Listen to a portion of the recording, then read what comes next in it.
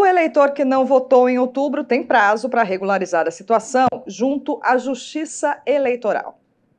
Vamos então saber até quando é possível fazer essa justificativa. O Matheus Andrade traz as informações para a gente.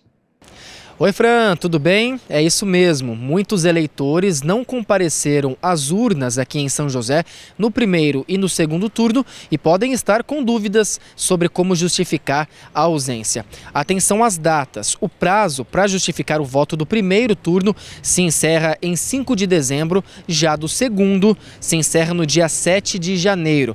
Aqui na cidade, no primeiro turno, foram 132.904 abstenções, o equivalente a quase 25% dos eleitores. Já o segundo turno registrou 156.544 abstenções, o equivalente a 29,16% dos eleitores. E quem vai nos explicar tudo sobre esse assunto, quem vai nos contar sobre como justificar o voto, é o Felipe, chefe de cartório aqui em São José. Felipe, muito obrigado pela sua entrevista.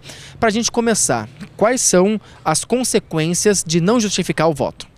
Os eleitores que deixaram de justificar, eles ficam com essa pendência no título e eles não conseguem emitir uma certidão de quitação eleitoral.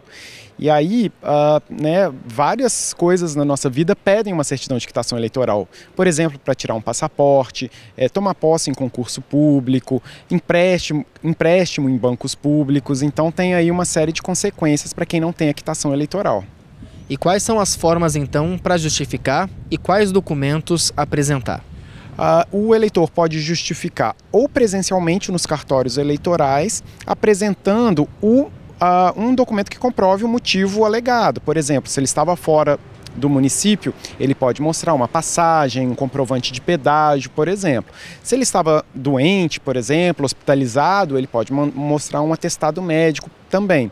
Então, ele pode fazer isso presencialmente ou pelo site do TSE, que tem lá um procedimento de justificativa que ele vai encaminhar esse documento anexo, comprovando o motivo alegado, que a gente vai analisar aqui nos cartórios. E essa justificativa precisa ser específica para cada turno? Por exemplo, quem votou no primeiro, mas não votou no segundo, ou vice-versa, como deve agir? Sim, a justificativa é por turno. Então, se a pessoa não pôde comparecer no primeiro turno, tem que encaminhar para nós um pedido de justificativa do primeiro turno, constando um documento que comprove a ausência do domicílio eleitoral. No segundo turno, a mesma coisa. Se a pessoa também não votou, tem que fazer os dois procedimentos. Então, lembrando que quem não votou os dois turnos precisa fazer 2 pedidos de justificativa com 2 documentos que comprovem ali que nas datas a pessoa não estava aqui em São José dos Campos, por exemplo. Felipe, muito obrigado pela sua entrevista.